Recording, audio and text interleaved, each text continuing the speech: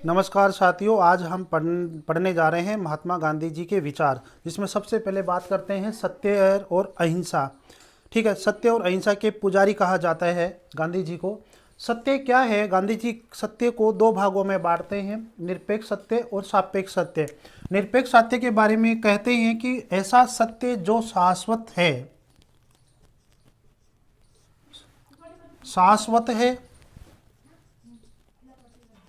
सर्वव्यापी है, शक्तिशाली है।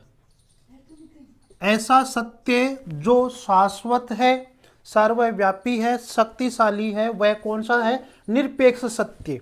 ठीक है, आगे वो कहते हैं, अब देखिए, अब लोगों ने, जब महात्मा गांधी जी ने ये कहा कि जो सत्य होता है वो क्या होता है? निरपेक्ष सत्य होता है। जो शाश्वत है, सर्वव्यापी है, शक्तिशाली है, वो क्या है? सत्य है। ठीक है, अब महात्मा गांधी जी के जो अनुयायी थे, उन्होंने गांधी जी को पूछा कि क्या ईश्वर क्या सत्य है? क्या ईश्वर सत्य है? क्योंकि महात्मा गांधी जी के अकॉर्डिंग, महात्मा गांधी जी निरपेक्ष सत्य को ज़्यादा मानते हैं और सापेक्ष सत्य को कम महत्व देते हैं। तो महात्मा गांधी जी के अकॉर्डिंग जो सत्य है वो कैसा है? निरपेक्ष सत्य ही है। महात्मा गांधी जी ने कहा कि शाश्वत, सर्वव्यापी और शक्तिशाली जो कोई चीज है वह क्या है? निरपेक्ष सत्य है। फिर लोगों ने प्रश्न किया कि ईश्वर जो है, ईश्वर क्या सत्य है? तो महात्मा गांधी जी ने कहा कि ईश्वर सत्य नहीं है, ईश्वर सत्य नहीं है। तो महात्मा गांधी जी को लोगों ने कहा, क्यों भाई, आप ही तो कह रहे हो कि जो चीज शाश्वत है, सर्वव्यापी है, शक्तिशाली है, वो ईश्वर है, वो सत्य है। तो लोगों ने कहा कि ईश्वर भी तो क्या है? शाश्वत है, सर्वव्यापी है, शक्तिशाली है, सब जगह है, व्यापक है। तो महात्मा गांधी जी कह रहे हैं कि लेकिन ईश्वर है। मैं ये नहीं कह रहा हूं कि ईश्वर नहीं है। ईश्वर शाश्वत है, सर्वव्यापी है, शक्तिशाली है। मैं नहीं कहता हूं कि ईश्वर नहीं है, लेकिन मैं ईश्वर को सत्य नहीं मान सकता। ईश्वर को मैं सत्य नहीं मानता। तो लोगों के ये हो गया है कि ये कैसे विचारधारा है? एक तरफ कह रहे हैं कि शाश्वत, सर्वव्यापी, शक्तिशाली है, दूसरे कहे कि ईश्वर है ही नहीं, जबकि ईश्वर तो है ना, सब जगह है ईश्वर। तो बड़ी विडंबना विचारधारा है। तो वो क्या कहते हैं? वो कहते हैं, लोगों को इसका आंसर देते हैं कि वो ईश्वर को निरपेक्ष सत्य क्यों नहीं मानते। ईश्वर सब जगह है, लेकिन ईश्वर जो सब जगह है, उस शब्दावली को वे कहीं ना कहीं निरपेक्ष सत्य अर्थात सत्य वो नहीं मानते हैं। ईश्वर सब जगह है, इस चीज को वो सत्य नहीं मानते हैं। तो फिर वो सत्य किसको मानते हैं? वो कौन सी चीज है जो शाश्वत है, सर्वव्यापी है, शक्तिशाली, जो सब जगह है, वो है सत्य है। ठीक है, अब यानी कि महात्मा गांधी जी के अकॉर्डिंग जो सामने, आपके सामने जो दिखाई दे रही है भौतिक रूप से, वो ही क्या है? सत्य है। वही क्या है? सत्य है। महात्मा गांधी जी ने लोगों को जवाब दिया, उन्होंने कहा कि ईश्वर जो है, ईश्वर सत्य नहीं है। क्या कहा? कि ईश्वर सत्य नहीं है। लोगों ने जवाब दिया, लोगों ने पूछा कि क्या ईश्वर सत्य है? आपके अकॉर्डिंग तो सत्य होना चाहिए ना। तो महात्मा गांधी जी ने कहा कि ईश्वर सत्य नहीं है। तो महात्मा गांधी ने कहा कि जो सत्य है ना, जो सत्य ईश्वर है, सत्य कोई चीज बोलता है वही क्या है? ईश्वर। आप देखिए, ईश्वर सत्य नहीं है, महात्मा गांधी जी कह रहे हैं। सत्य ईश्वर है, ये महात्मा गांधी जी कह रहे हैं। तो महात्मा गांधी जी का कोडिंग क्या है? कि ईश्वर सत्य नहीं हुआ। ईश्वर भले ही शाश्वत है, सर्वव्यापी है, शक्तिशाली है, लेकिन ईश्वर सत्य नहीं है। सत्य क्या है? ईश्वर है। सत्य क्या है? ईश्वर है। तो हम आप समझ गए होंगे कि सत्य क्या है। सत्य का दूसरा नाम ईश्वर को बताया है। तो महात्मा गांधी जी ने सत्य को यानी कि सत्य को ईश्वर का पर्यायवाची माना। हम ये कह सकते हैं कि महात्मा गांधी जी के अकॉर्डिंग ईश्वर क्या है, एक सत्य का पर्यायवाची है, यानी कि सत्य को ईश्वर माना। तो अब हम देख सकते हैं कि महात्मा गांधी जी किसको शाश्वत सर्वव्यापी शक्तिशाली कह रहे हैं, कि क्या वो ईश्वर को कह रहे हैं, क्या वो सत्य के कह रहे हैं। वो सत्य को शाश्वत सर्वव्यापी शक्तिशाली कह रहे हैं। तो ये महात्मा गांधी जी के अकॉर्डिंग क्या हो गया, सत्य हो गया। ठीक है, सत्य वह चीज है, कहते हैं कि एक झूठ को दबाने के लिए 100 बार झूठा बोलना पड़ेगा, ये बात है। तो मतलब सब जगह क्या होता है कि सत्य चीज विद्यमान रहती है, सत्य की हमेशा क्या होती है, पूजा होती है। ठीक है, अब सापेक्ष सत्य क्या है। सापेक्ष सत्य का मतलब होता है कि इसका अर्थ होता है आत्मा से, अंतरात्मा। अंतरात्मा जो हमारे अंदर जो आत्मा है, जो दिखती नहीं है, यहाँ जो सत्य होता है, निरपेक्ष सत्य का मतलब जो आपके सामने जो दिख रही है इस ब्रह्मांड के अंदर, इस भौतिक जगत के अंदर जो शाश्वत रूप से जो सत्य दिखाई देता है, जो मौलिकता, सत्य की मौलिकता जो दिखाई देती है, वो तो क्या है, निरपेक्ष सत्य। लेकिन जो कुछ ऐसी चीज होती है जिसके अंदर सत्य छुपा रहता है लेकिन वो दिखती नहीं है, जैसे कि मानवता, अंतरात्मा, वो क्या है, सापेक्ष सत्य है। सापेक्ष सत्य, तो सापेक्ष सत्य तो क्या होती है कि बुरा भी हो सकता है, अच्छा भी हो सकता है। जो अच्छा है, जो अच्छे रूप से यदि अंतरात्मा काम करती है तो वो सत्य है, उसको गांधी जी अच्छा मानते हैं। लेकिन आत्मिक रूप से मनुष्य बुरा भी हो सकता है, वह होता तो सापेक्ष सत्य ही है, उस सत्य को महात्मा गांधी जी नकारते हैं, अस्वीकार करते हैं। तो सत्य, निरपेक्ष सत्य और सापेक्ष सत्य दोनों के बारे में उन्होंने बात की थी। लेकिन यहाँ पर मनुष्य सापेक्ष सत्य के अंदर कहीं ना कहीं अंदर से, अपने दिल से, अपनी आत्मा से काला हो सकता है, किसी का गलत कर सकता है, इसलिए वह इस पे ज़्यादा बल नहीं देते हैं। और कौन से सत्य के बारे में ज़्यादा बात करते हैं, निरपेक्ष सत्य के बारे में बात करते हैं। तो आप समझ गए होंगे कि महात्मा गांधी जी के अकॉर्डिंग ईश्वर क्या है, ईश्वर सत्य का क्या है, पर्यायवाची है। अब मैं करूं कि अहिंसा क्या है, तो अहिंसा आपको पता है कि सत्य तक पहुंचने के लिए ये मार्ग है, ये इधर सत्य है। इस सत्य तक पहुंचने का जो मार्ग होना चाहिए, जो साधन होना चाहिए, उसको अहिंसा का नाम दिया गया है, अहिंसा का नाम दिया है। अर्थात सत्य तक पहुंचने के लिए, सत्य की खोज करने के लिए हमें जिस मार्ग की आवश्यकता होती है, वह मार्ग क्या होता है, अहिंसा का मार्ग होता है।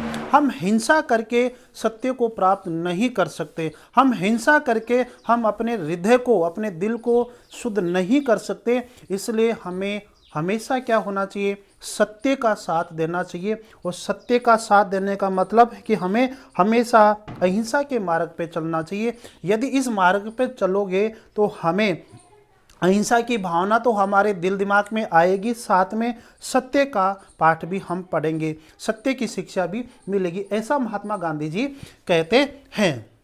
महात्मा गांधी जी बाइबल को भी पढ़ते थे, भगवत गीता को भी पढ़ते थे। तो बाइबल से प्रभावित होकर उन्होंने एक कथन कहा था कि पाप से घृणा करो, पापी से नहीं। ठीक है, तो इसका मतलब यह है कि पाप से घृणा करो, पापी से नहीं। कोई पाप कर दिया तो उससे घृणा मत करो, पाप से करो कि हमें आगे से पाप नहीं करना है।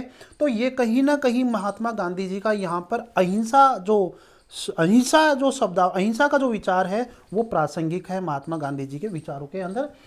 और एक कथन है, कायरता के बजाय हिंसा ज़्यादा बेहतर है। देखिए साथियों, आपको पता है कि महात्मा गांधी जी ने बहुत सारे आंदोलन चलाए। पहले उन्होंने क्या किया कि जब दक्षिणी अफ्रीका से जो भारत आते हैं तो उन्होंने चंपारण जो किसान आंदोलन था बिहार के अंदर, उसमें अपना राजनीति जीवन शुरू करते हैं वहाँ से। उसके बाद में असहयोग आंदोलन चलाया, ठीक है, सविनय अवज्ञा आंदोलन चलाया, द्वितीय सविनय अवज्ञा आंदोलन चलाया, भारत छोड़ो आंदोलन चलाया। तो भारत छोड़ो आंदोलन से पहले गांधी जी किस में विश्वास करते थे? मुख्य रूप से अहिंसा के अंदर ही विश्वास करते थे, सत्य और अहिंसा पर ही वो हमेशा बात करते थे।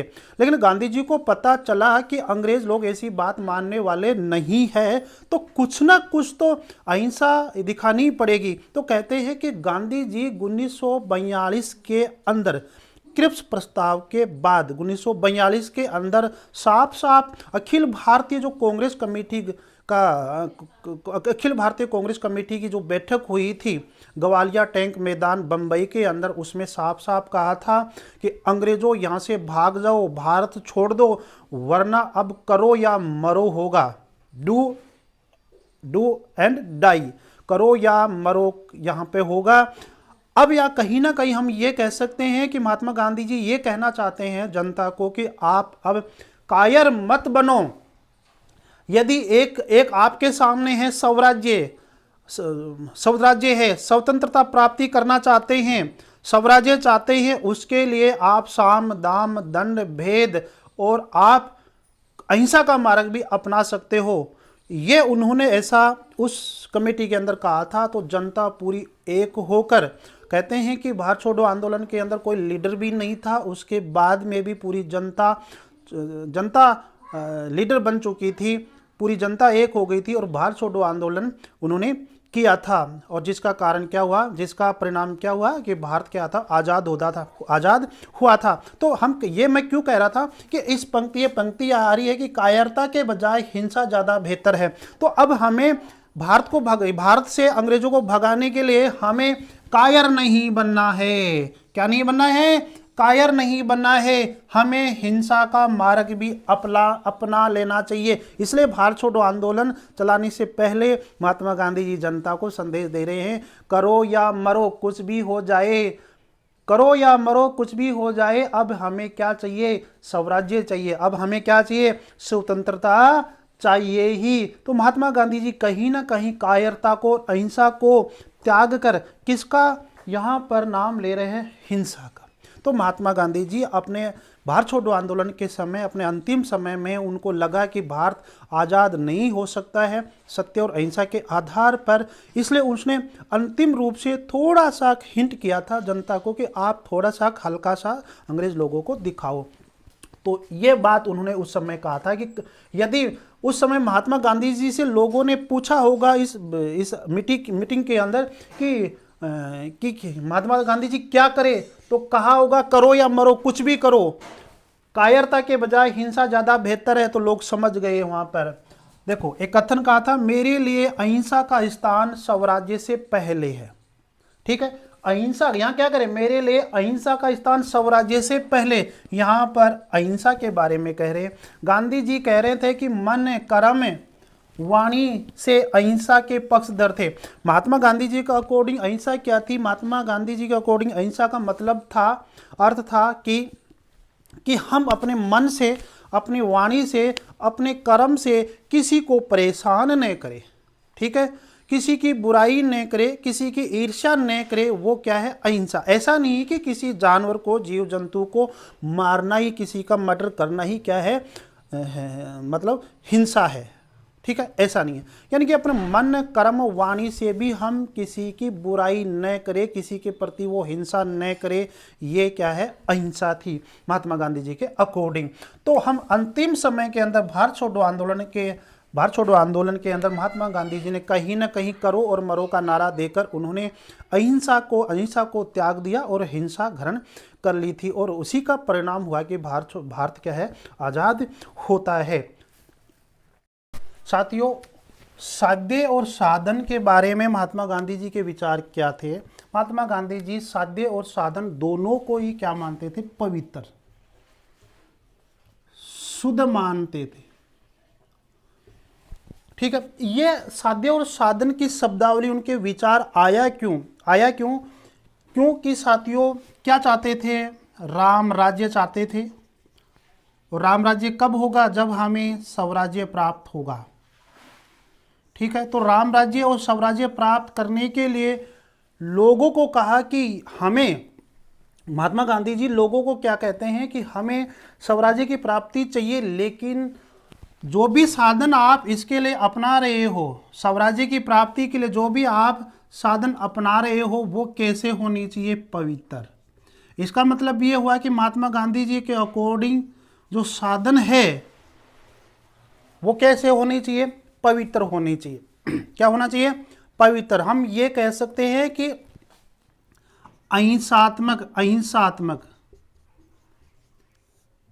अहिंसा युक्त, हिंसा युक्त नहीं, अहिंसा युक्त, अहिंसात्मक साधन होने चाहिए, पवित्र होनी चाहिए, शुद्ध होनी चाहिए। ये बात थी। उनका कहना था कि यदि हम गलत तरीकों से या हिंसा के साधनों के माध्यम से यदि हम स्वराज्य प्राप्त कर भी लेते हैं, यदि स्वराज्य प्राप्त कर लेते हैं तो वह स्वराज्य भी क्या हो जाएगा? गलत हो जाएगा, हिंसा युक्ति हो जाएगी, वह स्वराज्य ज़्यादा दिन तक टिक नहीं पाएगा। हमें हमारे स्वराज्य प्राप्ति के बाद में हमें राम राज्य चाहिए। इसके लिए हमें उचित साधनों के माध्यम से ही स्वराज्य की प्राप्ति करनी है।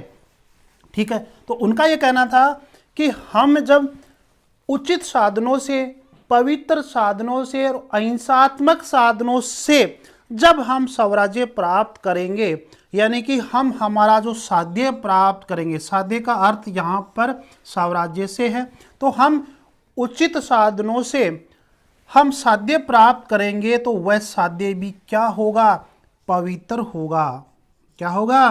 पवित्र होगा, शुद्ध होगा। तो महात्मा गांधी जी साधन और साध्य दोनों की पवित्रता पर, दोनों की शुद्धता पर बल दिया है। ये कंपटीशन में ये प्रश्न काफ़ी पूछा जाता है, पूछा गया था प्रश्न कई बार कि महात्मा गांधी जी के अकॉर्डिंग साध्य और साधन है, साधन पवित्र, साध्य अपवित्र, साध्य और साधन दोनों अपवित्र, साध्य और साधन दोनों पवित्र, साध्य और साधन दोनों शुद्ध या पवित्र। तो चौथा जो है सही है। तो इस तरह से क्वेश्चन आता है तो आप समझ गए होंगे कि साध्य और साधन क्या होना चाहिए? पवित्र होना चाहिए। उदाहरण जैसे देखा जाए कि 1 अगस्त 1942 के दिन महात्मा गांधी जी ने एक आंदोलन चलाया जिसका क्या नाम था? असहयोग आंदोलन। और असहयोग आंदोलन जब महात्मा गांधी जी ने शुरू किया था तो अपने अनुयायियों को बताया कि आप आंदोलन शुरू करने जा रहे हो, अंग्रेजों के विरोध में काम करने जा रहे हो, तो हमें कौन से साधनों पर ज़्यादा बल देंगे? यानी कि हमें पवित्र या शुद्ध साधनों के माध्यम से ही आंदोलन करना है। इन्हीं साधनों के माध्यम से हमें स्वराज्य चाहिए, स्वतंत्रता चाहिए। यदि किसी प्रकार की हिंसा होती है, किसी प्रकार की हिंसा होती है तो आंदोलन को वहीं रोक दिया जाएगा। ठीक है, ये महात्मा गांधी जी ने कहा था। लेकिन जनता, भीड़ तो भीड़ होती है, गांधी जी की बातों को नज़रअंदाज कर दिया क्योंकि बहुत सारे क्रांतिकारी थे। उनके जज्बा था कि महात्मा गांधी जी के जो आदर्श है सत्य और अहिंसा, यदि उस पर हम चलते जाएंगे तो हम आज़ाद नहीं होंगे, कुछ ना कुछ तो हिंसा करनी ही होगी, कुछ ना कुछ तो अंग्रेज लोगों का नुकसान करना ही होगा ना, तभी जाकर स्वतंत्रता मिल सकती है। अब होता क्या है, 5 फरवरी 1922 के दिन चोरी चोरा कांड हुआ था। वहाँ पर चोरी चोरा कांड का मतलब ये नहीं था कि कहीं चोरी हुई होगी, ऐसा नहीं है। चोरी चोरा कांड एक स्थान है, वहाँ पर अंग्रेजों के 22 पुलिस कर्मियों को जिंदा जला दिया था। किसने जलाया था? जो कि असहयोग आंदोलन में जो काम कर रहे थे। ठीक है, तो असहयोग आंदोलन की जो भीड़ थी वो लोग 22 लोगों को जिंदा जला दिया था। महात्मा गांधी जी को बड़ा धक्का लगा कि मैं मेरे अनुयायियों को बोला था कि आप हिंसा का मार्ग नहीं अपनाना है। आपको कौन सा मार्ग नहीं अपनाना है?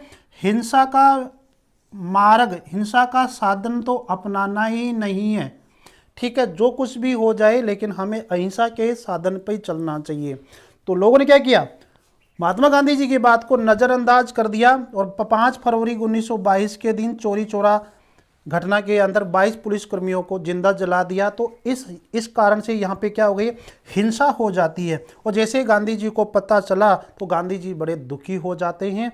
उसके बाद में 12 फरवरी 1922 के दिन एक कांग्रेस की बैठक हुई थी और उस बैठक में अपने अनुयायियों को कहा कि मेरे अनुयायी जो है चोरी चोरा घटना कर दी है, 22 पुलिसकर्मियों को मार दिया है और उन्होंने हिंसा का साधन अपना लिया है, हिंसा का साधन अपना लिया है जो अच्छा नहीं है। मैं चाहता हूं कि उचित साधनों के द्वारा, पवित्र साधनों के द्वारा ही हमें स्वराज्य प्राप्त करना है, लेकिन भीड़ ने कहीं ना कहीं जो मेरे अनुयायी है वो उग्र प्रदर्शन में आ गए और उन्होंने हिंसा का साधन अपना लिया जो अच्छा नहीं है।